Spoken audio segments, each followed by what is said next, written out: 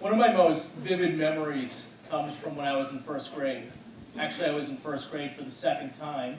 I took a victory lap in first grade. I was sitting in Mrs. Crow's class next to Pat Brown, and one of those desks they had like big compartments in them. You could put your books in there, and it felt like your whole life fit in there at first grade. I absolutely love those desks. I don't know if I could physically fit into one of those desks now, but that's another story for another day. Pat was a cool kid, and naturally a friend of mine. We were talking about a homework assignment or something. It might have been a spelling bee. And I remember looking over to him and saying, "That sounds hard." And Pat had this really calm look on his face and said, "I don't care." I can still hear him saying that. I was blown away by the comment. "I don't care? You can do that? Caring's optional? That's awesome." I mean, so with 3 little words, you could get yourself out of any situation. That must be the secret of life or something. Fast forward 12 years to the final all-school meeting for the Rivers class of 1999.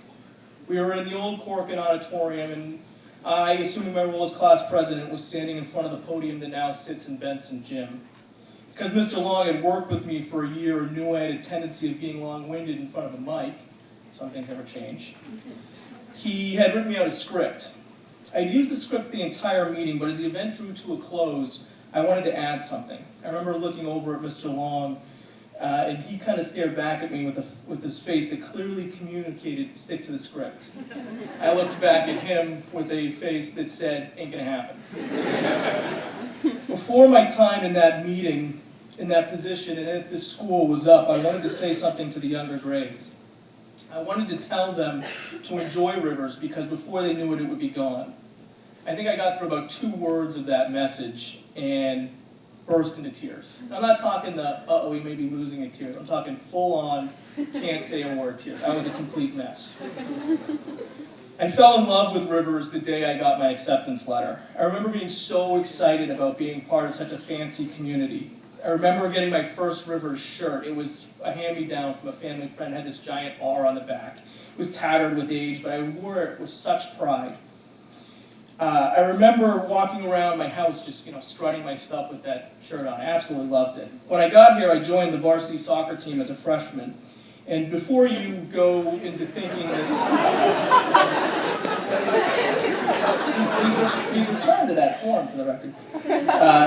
But before you go into thinking that being a part of the varsity soccer team as a freshman was a big deal, you should know that at that point, you pretty much just need to own a pair of shin pads and know what a soccer ball looked like to make the team.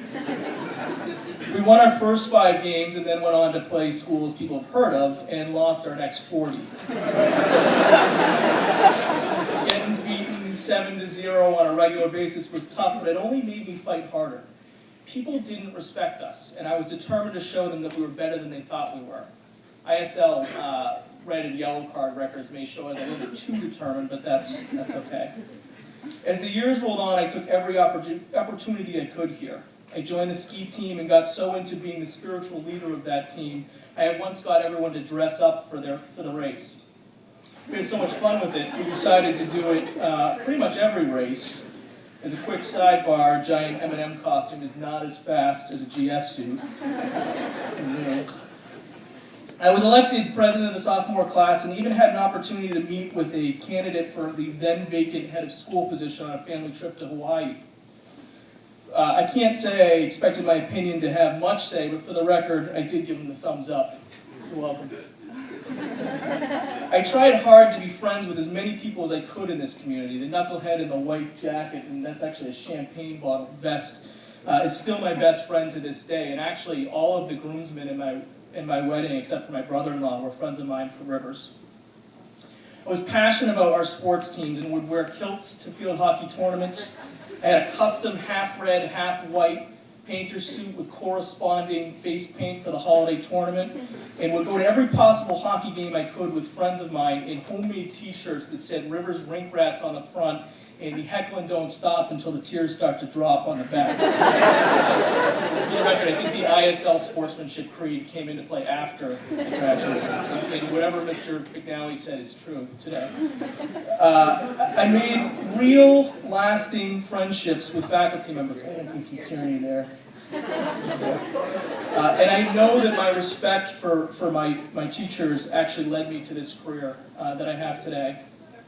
I cared about rivers, and when it was time to leave, the thought of stepping away just completely took me by surprise, and I was completely overcome by emotion. That feeling of standing in front of 400 people at the all-school meeting and being completely caught off guard by a tsunami of tears was one of the greatest feelings I've ever felt. Because I cared so much about this place, the thought of leaving me hurt me more than anything I experienced at that point in my life, but I would not trade that moment in for anything. Caring about something is risky.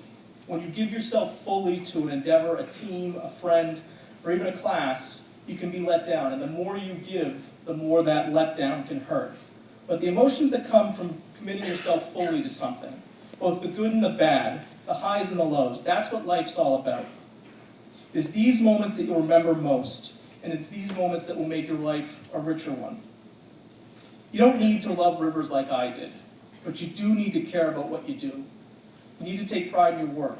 You need to take pride in yourself. Because if you do that, what you have to look back on, and what you have to tell your kids about, yeah, you can earn there somehow, will be one heck of a life.